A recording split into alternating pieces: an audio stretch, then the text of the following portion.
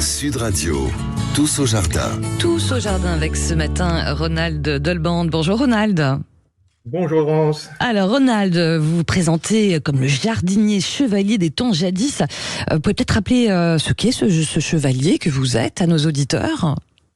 Eh bien, comme vous le voyez à ma mise moyenâgeuse, j'incarne un anti de cette période que j'affectionne particulièrement, que ce soit pour sa cuisine, ces 1000 ans d'histoire qui me passionnent énormément, ou le jardin en général, ainsi que les plantes de cette époque. Alors voilà, pour ceux qui vous regardent sur notre chaîne YouTube, effectivement, tenue. Vous avez combien de tenues comme ça, Ronald ? J'ai une petite garde-robe puisque je fais partie d'une compagnie de reconstitution au XVe siècle, donc nous devons avoir quelques costumes, y compris une armure complète que je mettrai peut-être un jour pour vous faire plaisir. Ah, carrément, j'ai trop hâte. Alors, ce matin, Ronald, comme d'habitude, vous nous proposez un voyage. Alors là, c'est pas un voyage dans le temps jadis, mais dans le temps réel d'aujourd'hui. Oui, en fait, je vais vous faire voyager encore une fois dans un lieu qui est emblématique, mais cette fois-ci du Finistère, qui n'est autre que l'abbaye de Daoulas. C'est un écrin qui renferme de superbes jardins, ponctués notamment par une exposition photographique et qui contient aussi une exposition thématique qui est sublime. Mais il faut savoir que ceux qui se rendront dans cette région et qui auront fait du trajet pourront également se rendre dans un domaine qui est le domaine de Trévaré ou le château de Kerjan, tous trois faisant partie des chemins de patrimoine du Finistère qui sont en charge de ces sites. Les infos pratiques, je vous engage à regarder le site www.cdp29.fr pour tout ce qui concerne tout ce qui est accès et horaire, etc. Voilà, alors vous qui êtes un passionné de jardin et notamment nos auditeurs aussi amateurs, en quoi cette abbaye de Daoulas elle est intéressante alors à ce niveau-là ? Alors, c'est un site du XIIe siècle qui a été fondé par l'ordre de Saint-Augustin et qui était occupé antérieurement par des chanoines, mais qui n'y vivent plus à l'heure actuelle.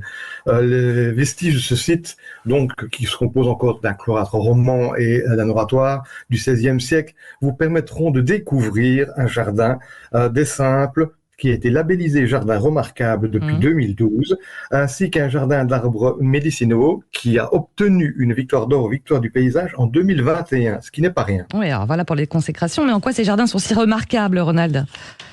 Alors, ce jardin était à l'origine donc un jardin sur le mode moyenâgeux et Renaissance, donc des plates-bandes carrées, mais il a été étendu depuis sur 5 hectares. Il est disposé sur 2 terrasses et il contient plus de 300 plantes aromatiques et médicinales, ce qui est assez rare.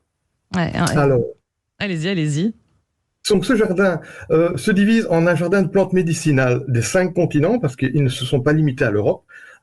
Il y a aussi un jardin des plantes tinctoriales. Pour rappel, au Moyen-Âge, les plantes tinctoriales sont les plantes qui contiennent les teintures qui vont servir à donner les couleurs aux vêtements, puisqu'on ne va pas au magasin acheter ce qu'on a envie, on est obligé de tout fabriquer soi-même à l'époque. Ouais.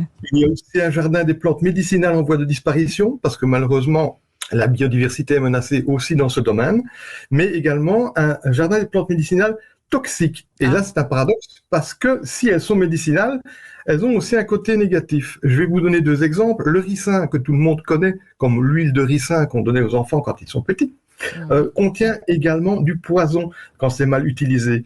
La belladone, notamment, qui a un si joli nom, étant utilisé antérieurement dans les symptômes de la fièvre, par exemple, mais est aussi appelé, et le nom à lui seul est assez évocateur de sa dangerosité, la cerise du diable. Donc je pense qu'il y a là de quoi faire attention quand on veut les consommer ou les utiliser.